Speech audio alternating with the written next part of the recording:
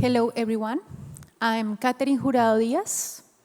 I'm a feminist lawyer from an NGO called Sisma, Mujer, who protects the rights of women and girls in my country. We work in 17 regions. And I want to pose a simple question. What do we mean when we talk about peace, when there are women in my country still living in fear? And that's the question that we are answering all the days with our work.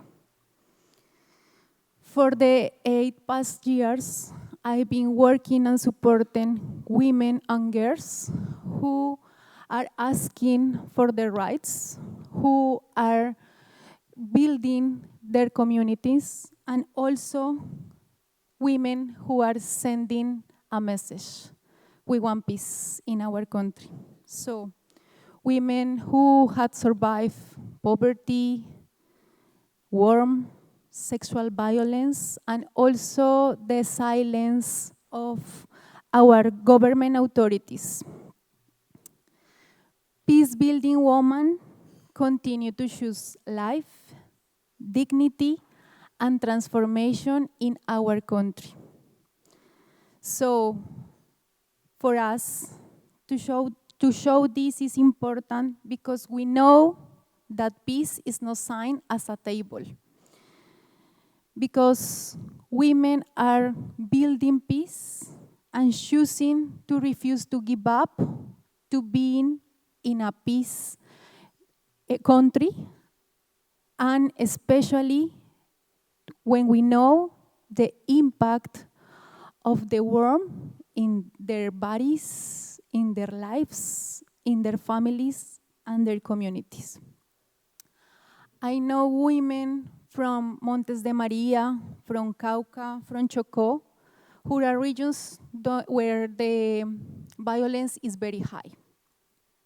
Women who transform fear into dignity, pain into relations and leadership, and loneliness in networks. Colombia is a country who has a lot of experience in peace, but a country who has not listened to learn to listen yet women. Women has an important experience in peace.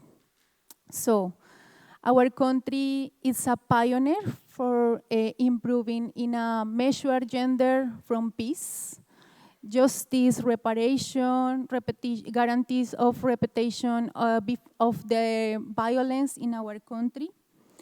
And we resist to give up, to say the impacts of the violence in our lives. We have a law implementation of the final agreement pieces in Colombia, but also we know that we have to push improvement, and also that we can transform a conflict for 16 years in just a few ones. So we don't give up to ask for peace in our country. And I want to say some numbers that are important for us. Of the 10 millions of victims of armed conflict in Colombia, 5 are women. At least 1 or 2 of them by day suffer sexual violence in Colombia. Also, in a day, there are 3 women who has been killed for gender violence. Every 7 days, a women rights defender is killed. And also, in a day, 5 women are receiving threats for being a peace building in Colombia. These numbers are difficult for us, but also remind us that the violence against women did not end with the peace agreement and is still present in our lives. And we resist in our communities, and we resist and still advocacy with our governments, authority governments, to guarantee the rights of the life of women and to live free from violence. So I wake up every day and give support, legal support for many women in Colombia, and also psychological support because of the impact of the war in their lives. Also, I'm here with a woman, with a peace-building woman, who even without not English, is supporting me. She is a very brave woman. He is victim for many threats. And she also have prevention measures from the Inter-American Commission of Human Rights. And he stands every day for our rights.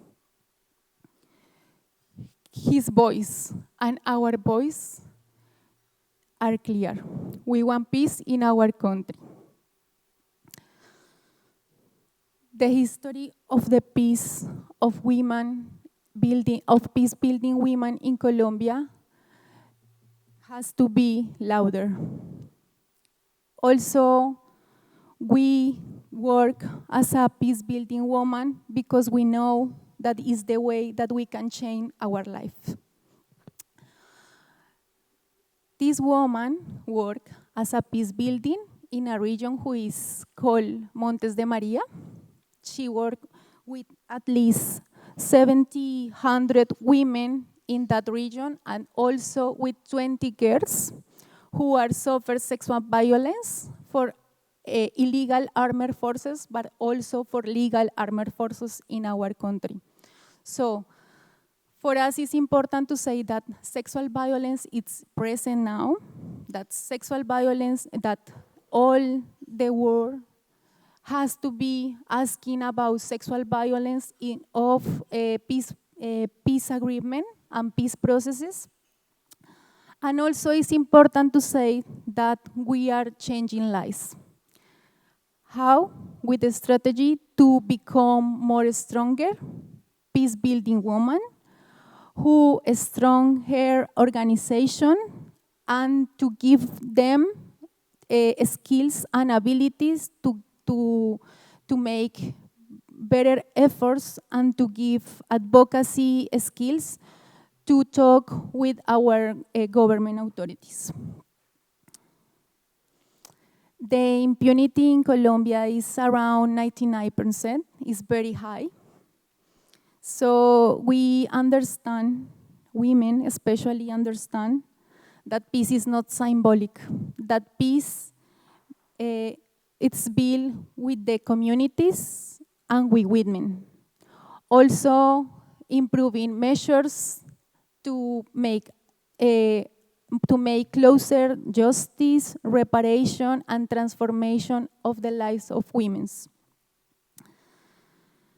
Even in a country who is asking for regrets our rights, the geopolitical moment is very high for us. That means that now in Colombia, many organizations has cut because of the low financial support. So that we need now and that we ask for is to have political support. That is very important.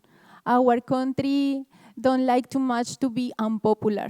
And if the international community speak about peace and ask about the rights of women, that will be great for us.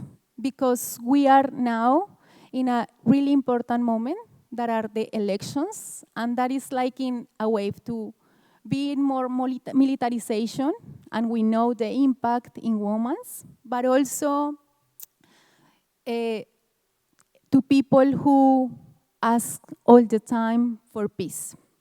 So this is our story. This is the message that we send here, and we are doing those days with this advocacy. That's the force that moves us, Girley and me, and many women, many peace-building women in Colombia. because every woman who stands up builds a piece of peace in our country. So as long as we have a voice, we will keep saying that the life free from violence is not an utopia for us. So today, more than ever, we must support peace, and we are done giving up. And as long as there are women while defending life, peace, and there are all remind us that it's possible and that we have a way to build peace. Because women must live safe and free of violence. And because peace is built with us. La paz es construida con nosotras. Thank you very much.